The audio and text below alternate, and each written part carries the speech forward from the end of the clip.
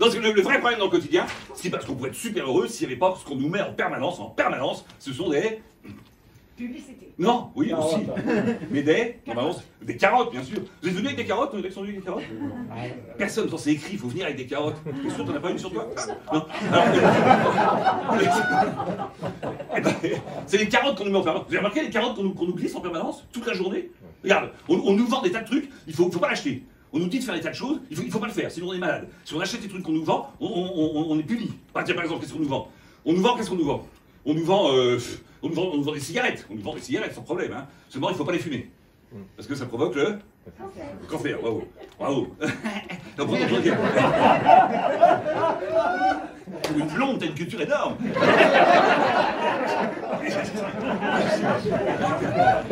J'ai une idée. Hein. Alors, attends. On nous vend de l'alcool.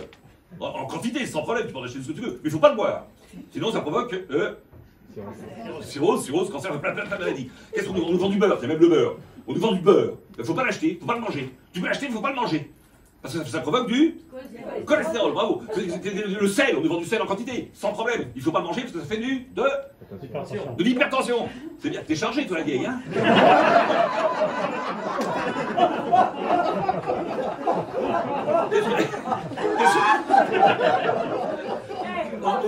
Et toi, j'ai une idée, toi.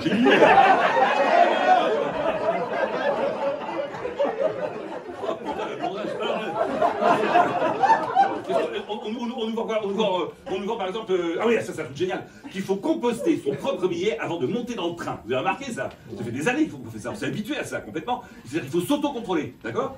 Très important. C'est-à-dire que tu n'as pas le temps de te contrôler, de composter. Quand tu es dans le train, tu vois le contrôleur arriver. Enfin, tu le vois. Le contrôleur, tu ne le vois pas arriver, le contrôleur SNCF. Tu le sens surtout. Hein. Putain, le salaud. T'as remarqué le contrôleur SNCF? Non? Il y en a ici, non? Oh la vache, non, je l'aurais senti. Le contrôleur SNCF, il a une veste pour toute l'année et il fait grève de la douche.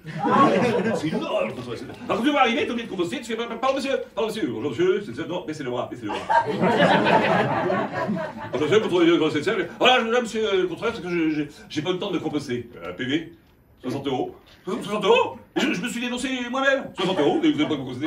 Et je me serais pas dénoncé. Pas de PV. On est devenus orange, vraiment. On se dénonce nous-mêmes. Je me demande si un jour, on ne sera pas obligé de faire nous-mêmes notre propre attestation pour s'autoriser nous-mêmes à sortir dans la rue. Ouais. Si ça se trouve, ça arrivera un jour. Je n'y crois pas, mais enfin, ça pourrait très bien arriver. Il faudrait vraiment qu'on soit devenu très con. On nous dit qu'il faut payer les impôts. Il faut payer les impôts, c'est un devoir, il faut payer les impôts. Bon, seulement ceux qui nous disent qu'il faut payer les impôts, ils sont exonérés dans des paradis fiscaux. Hein? Cahuzac, t'as vu? Comment il s'appelle? Dupond-Moretti. Je sais pas moi, j'ai oublié, c'est comptable. Je n'y suis pour rien. Mon Dieu, comment on les prend, mon Dieu. On nous dit qu'il faut voter, ça c'est super important, voter. Il faut aller voter, c'est un devoir de citoyen. Alors Nietzsche disait, voter c'est élire son propre bourreau. Je ne sais pas si vous êtes d'accord, mais il y a un peu de ça. Hein, qui vote ici? Ah, quand même, hein? Bon, majorité abstentionniste, hein, quand même, hein? On a gagné. Tu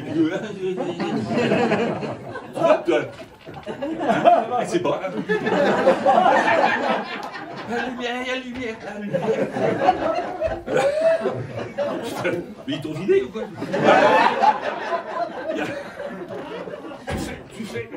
Alors voter, pour voter, c'est pas compliqué pour voter. Hein. Ceux qui ont voté, vous le savez, ceux qui n'ont pas voté, les abstentionnistes, hein, je vous le dis, c'est très simple, tu rentres dans le bureau de vote, tu peux pas te tromper. D'un côté, tu as l'isoloir, ici,